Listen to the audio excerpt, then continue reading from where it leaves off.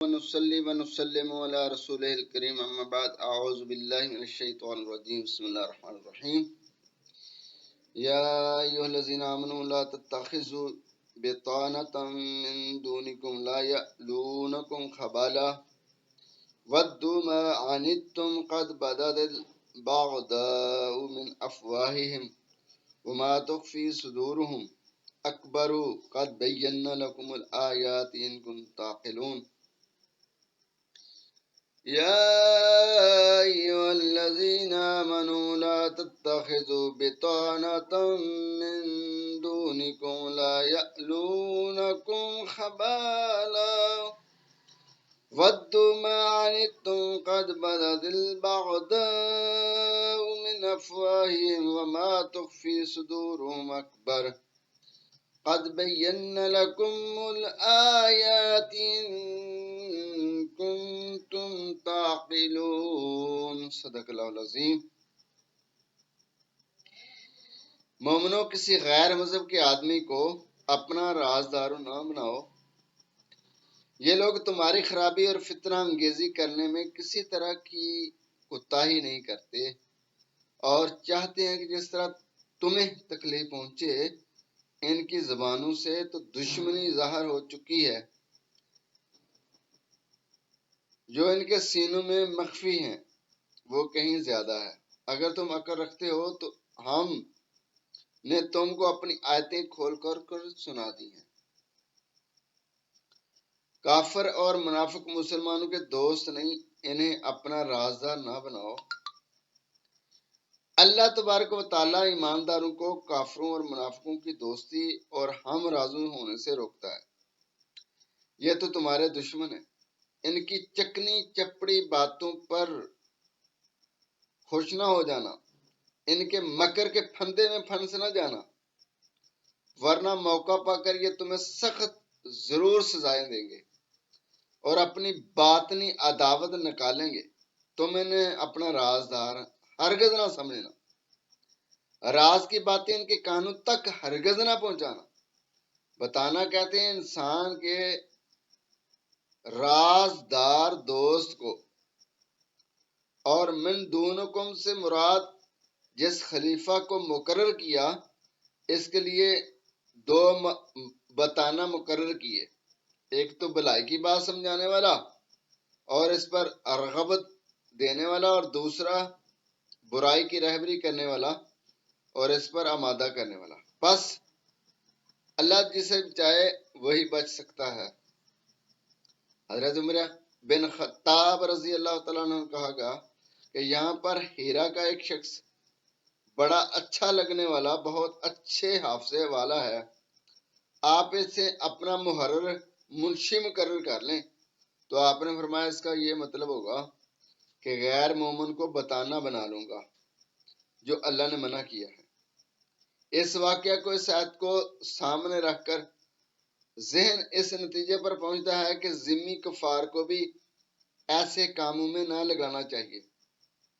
ایسا نہ ہو کہ وہ مخالفین کو مسلمانوں کے پوشیدہ رازوں سے واقف کر دیں اور ان کے دشمنوں کو ان سے ہوشیار کر دیں، چونکہ ان کو چاہت ہے، ان کی یہ چاہت ہوتی ہے کہ مسلمانوں کو نیچا دکھانے کی۔ لوگ حضرت انس سے حدیثیں سنتے تھے، اگر کسی حدیث کا مطلب سمجھ میں نہ آتا تو حضرت حسن بصری سے جا کر مطلب حل کر لیتے۔ ایک دن حضرت انس رضی اللہ تعالیٰ عنہ سے یہ حدیث بیان کی کہ مشرکوں کی آگ سے روشنی طلب نہ کرو اور اپنی انگوٹھی میں عربی نقش نہ کرو۔ تو انہوں نے آ کر حضرت حسن بصری سے اس کی تشریح دریافت کی، تو آپ نے فرمایا پچھلا جملہ اس کا یہ مطلب ہے کہ انگوٹھی پر محمد صلی اللہ علیہ وسلم نہ کھدواؤ، اور پہلے جملے کا یہ مطلب ہے کہ مشرکوں سے اپنے کاموں میں مشورہ نہ لو۔ دیکھو کتاب اللہ میں بھی ہے کہ ایماندار اپنے سوا دوسروں کو ہم راز نہیں بناتے، لیکن حضرت حسن بصری کی یہ تشریح قابل غور ہے۔ حدیث کا ٹھیک مطلب غالباً یہ ہے کہ محمد صلی اللہ علیہ وسلم عربی خط میں اپنی انگوٹھیوں پر نقش نہ کراؤ، یعنی حدیث میں صاف ممانعت موجود ہے۔ یہ اس لیے تھی کہ حضور نبی پاک صلی اللہ علیہ وسلم کی مہر کے ساتھ مشابہت نہ پیدا ہو جائے۔ اول جملے کا مطلب یہ ہے کہ مشرکوں کی بستی کے پاس نہ رہو، اس کے پڑوس سے دور رہو، ان کے شہروں سے ہجرت کر جاؤ، جیسا کہ ابو داؤد میں ہے کہ مسلمانوں، مشرکوں کے درمیان کی لڑائی کی آگ کو کیا تم نہیں دیکھتے؟ حدیث میں ہے کہ مشرکوں سے میل جول کرے یا اس کے ساتھ رہے، بس وہ بھی انہی جیسا ہو جاتا ہے۔ پھر فرمایا ان کی باتوں سے بھی ان کی عداوت ٹپک رہی ہے، ان کے چہروں سے بھی قیافہ شناسی ان کی باطنی خباثتوں کو معلوم کر سکتا ہے۔ پھر جو ان کے دلوں میں تباہ کن شرارتیں ہیں وہ تم سے مخفی ہیں، لیکن ہم نے تو صاف صاف بیان کر دیا ہے۔ عاقل لوگ ایسے مکاروں کی مکاری میں نہیں آتے۔ پھر فرمایا دیکھو کتنی کمزوری کی بات ہے کہ تم ان سے محبت رکھو اور وہ تمہیں نہ چاہیں۔ تمہارا ایمان کل کتابوں پر ہے اور یہ شک شبہ میں پڑے ہوئے ہیں۔ ان کی کتاب کو تم تو مانو لیکن وہ تمہاری کتاب کا انکار کریں۔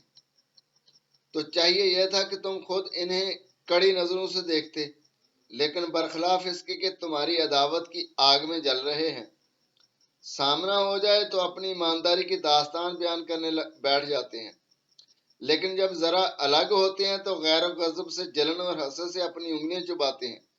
بس مسلمانوں کو بھی ان کی ظاہرداری سے دھوکہ نہیں کھانا چاہیے۔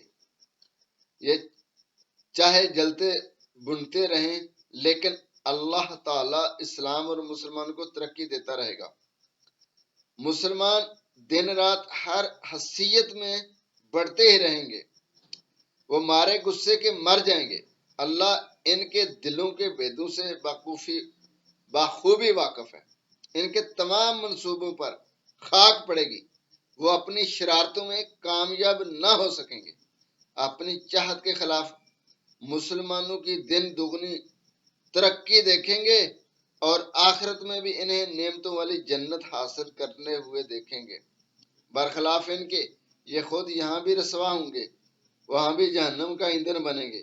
ان کی شدت عداوت کی یہ کتنی بری دلیل ہے، بڑی دلیل ہے۔ یہاں تمہیں کوئی نفع پہنچتا ہے، یہ کلیجہ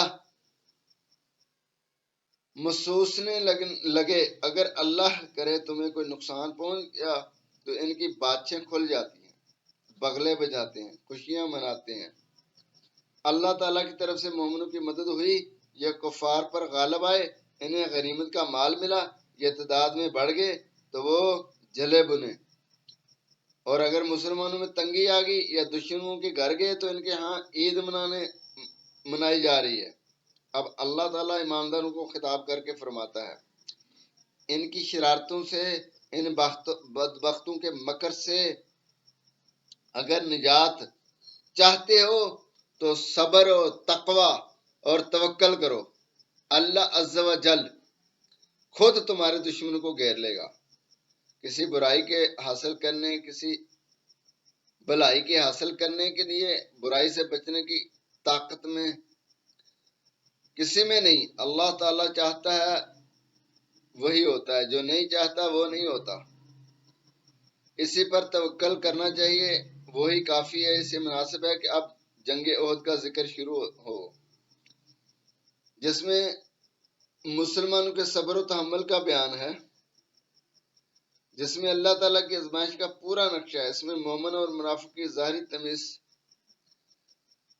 کا ارشاد ہے۔ اللہ تعالیٰ نے وہاں دونوں کو الگ الگ کر کے دکھا دیا۔ اللہ تعالیٰ ہمیں سمجھ عطا فرمائے۔